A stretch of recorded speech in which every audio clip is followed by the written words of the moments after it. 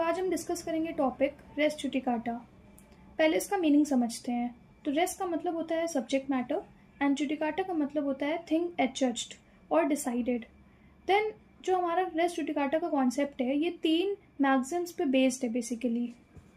वो है कि पहली, no man should be vexed twice for same cause of action. इसका मतलब ये है कि किसी भी इंसान को हम दोबारा सेम कॉज ऑफ एक्शन के लिए वेक्स नहीं कर सकते हैं, मतलब कि उसके ऊपर हम एलिगेशन नहीं लगा सकते हैं for same cause of action. Second है, it is in the interest of state that there should be an end to litigation. अगर हम बार बार किसी एक मैटर को जो ऑलरेडी डिसाइड हो चुका है उसी को हम बार बार अगर लेके जाएंगे कोर्ट में तो इससे लिटिगेशन एंड ही नहीं हो पाएगी कभी। इसलिए रेस जुडिकाटा का कॉन्सेप्ट लाया गया to bring an end towards the litigation. Third है, a judicial decision must be accepted as correct. एक बार अगर कोई भी डिसीजन बाय कोर्ट आता है तो उसको एज अ करेक्ट माना जाएगा, इसीलिए उस पर बार बार डिसीजन नहीं दिया जा सकता है। ये थी 3 मैगज़िम्स रिलेटेड टू रेस जुडिकाटा। ना इसके एसेंशियल एलिमेंट्स। तो पहला है कि रेस जुडिकाटा का अगर आपको सेक्शन 11 लगाना है तो 2 सूट्स प्रेजेंट होने चाहिए, जो कि है farmer suit and subsequent suit. जो पार्टीज हैं वो सेम होनी चाहिए इन farmer and subsequent suit. Third है, जो टाइटल है वो सेम होना चाहिए। फोर्थ है, जो मैटर है वो directly and substantially in issue होना चाहिए in both previous and subsequent suit. मतलब जिस भी चीज़ पे पार्टीज फाइट कर रही हैं वो मैटर शुड बी सेम। फिर उसके बाद 5th एलिमेंट है कि जिस कोर्ट में वो केस जा रहा है वो कॉम्पिटेंट होना चाहिए उस केस को ट्राई करने के लिए। एंड 6th एसेंशियल एलिमेंट है कि मैटर जो है वो डिसाइडेड हो जाना चाहिए इन प्रीवियस सूट, मतलब कि जो फॉर्मर सूट है उसमें matter should be heard and finally decided. ये 6 एलिमेंट्स अगर फुलफिल होते हैं तो रेस जुडिकाटा लग जाएगा। नाउ सेक्शन 11 के हम एक्सप्लेनेशंस देखते हैं। तो इसको मैंने शॉर्ट में क्रिएट किया है कि पहला जो हमारा एक्सप्लेनेशन है वो डील करता है फॉर्मर सूट के साथ में। तो फॉर्मर सूट क्या होता है? एक ऐसा सूट जो कि ऑलरेडी डिसाइड हो चुका है, इसको हम प्रायर सूट भी कह सकते हैं, जिसपे ऑलरेडी जजमेंट आ चुकी है। It is called farmer suit. Now second explanation is based on the competency of the court. मतलब जहाँ पे भी आपका सब्जेक्ट मैटर जा रहा है जिस कोर्ट में, हम उसको प्रिज्यूम करेंगे कि it is an competent court to try the matter. फिर थर्ड जो हमारा एक्सप्लेनेशन है, it deals with matter directly and substantially in issue. मतलब एक मैटर जो चल रहा है कोर्ट में उसके ऊपर जो इश्यूज हैं that have been admitted by one party and denied by the another party. तो ये जो हमारा थर्ड एक्सप्लेनेशन है इसके बारे में डील करता है। फोर्थ एक्सप्लेनेशन हमारा है कंस्ट्रक्टिव रेस जुडिकाटा से रिलेटेड। कंस्ट्रक्टिव रेस जुडिकाटा का मतलब क्या होता है कि अगर कोई एक इशू है जो हमने फॉर्मर सूट में रेज नहीं किया तो सब्सिक्वेंट सूट में हम उसको मान लेंगे कि that issue has been raised in the former suit. मतलब ये प्रिजम्पशन लगा लेगा कोर्ट कि अगर ये पार्टी है इसने ये इशू को रेज नहीं किया जो कि एक रेलिवेंट और इम्पॉर्टेंट इशू था उस सब्जेक्ट मैटर को डिसाइड करने के लिए, तो उसको मान लिया जाएगा कि it has been already presumed by the court कि इसको ऑलरेडी रेज किया जा चुका है।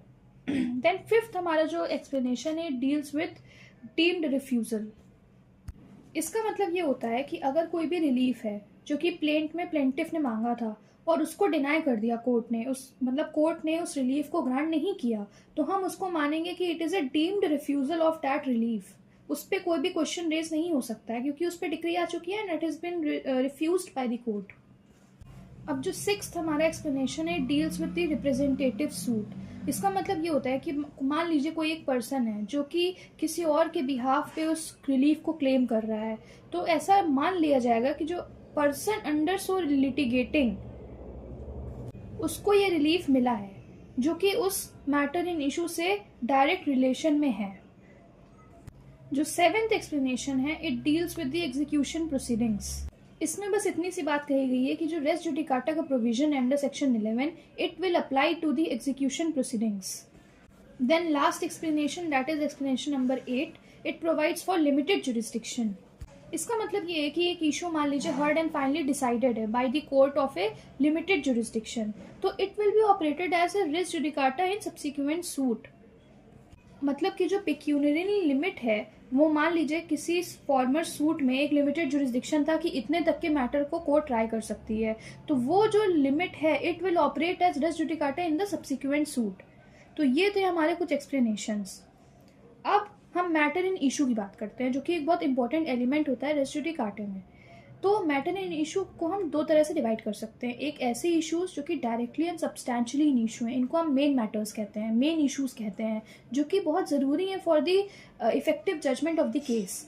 फिर उसके बाद सेकंड जो इशू होते हैं वो कोलेक्टरल और इंसिडेंटल इन इशू, मतलब ऐसे इश्यूज जिनका डायरेक्ट कोई रिलेशन नहीं है एक किसी भी सब्जेक्ट मैटर में, उनका कोई डायरेक्ट ऐसा लिंकेज नहीं है। तो जो हमारा रेस जुडिकाटा है वो डायरेक्टली एंड सब्सटैंशियल इशू पे अप्लाई करता है और कोलेक्टरल एंड इंसिडेंटल इश्यूज में अप्लाई नहीं करता है। तो ये पीटी में भी क्वेश्चन आता है कि कोलेक्टरल एंड इंसिडेंटल इश्यूज में रेस जुडिकाटा का एप्लीकेशन है कि नहीं है, तो नहीं है, बिकॉज ये जो इश्यूज हैं they are not as important as direct and substantial in issues. अब हम डिफरेंस देखते हैं between res judicata and estoppel. तो रेस जुडिकाटा डिसीजन होता है कोर्ट का, जबकि स्टॉपल होता है decision of a party. Res judicata में दोनों पार्टीज को बाउंड किया जाता है या रेस्ट्रिक्ट किया जाता है, जबकि स्टॉपल में सिर्फ एक पार्टी बाइंड होती है, जिसने जैसे एक पार्टी है उसने कोई स्टेटमेंट रखा, तो अब वो उसके कॉन्ट्रेरी स्टेटमेंट नहीं रख सकती है, तो सिर्फ उस पार्टी को रिस्ट्रिक्ट किया जाता है। देन रेस जुडिकाटा का जो कॉन्सेप्ट है it is based on public policy, जबकि estoppel is based on the doctrine of equity. फिर उसके बाद रेस जुडिकाटा हमारा बार करता है मल्टीप्लिसिटी ऑफ सूट्स, जबकि स्टॉपल बार करता है हमारा मल्टीपल रिप्रेजेंटेशंस। नाउ एक डिफरेंस और होता है रेस जुडिकाटा एंड रेस सब जुडिस। तो रेस सब जुडिस सेक्शन 10 में है and res judicata is in section 11। तो इसमें सिर्फ एक मोटा मोटा ये डिफरेंस है कि रेस जुडिकाटा अप्लाई होता है मैटर ऑलरेडी एडजुडिकेटेड, जो फॉर्मर सूट है वो पहले से हर्ड एंड फाइनली डिसाइडेड है। बट सब जुडिस में क्या है कि जो फॉर्मर सूट है इट इज पेंडिंग, वो अभी चल रहा है एंड उस पर हम रेस सब जुडिस लगाते हैं। तो ये एक डिफरेंस है इन दोनों के बीच में। अब इम्पॉर्टेंट केस लॉज देख लेते हैं इस टॉपिक पे रिलेटेड। तो शिवदान सिंह वर्सेस दरियाव कुंवर, इसमें ये बोला गया कि अगर कोई भी सूट है उस पर डिसमिसल ऑर्डर आता है तो उसको हम नहीं बोलेंगे कि वो matter heard and finally decided है। अब रेस जुडिकाटा का एक एलिमेंट होता है हर्ड एंड फाइनली डिसाइड होना चाहिए, जो हमारा फॉर्मर सूट है। अब उस पर डिसमिसल आ गया और वो डिफॉल्ट में है, तो उसको हम नहीं कह सकते हैं कि it applies as res judicata.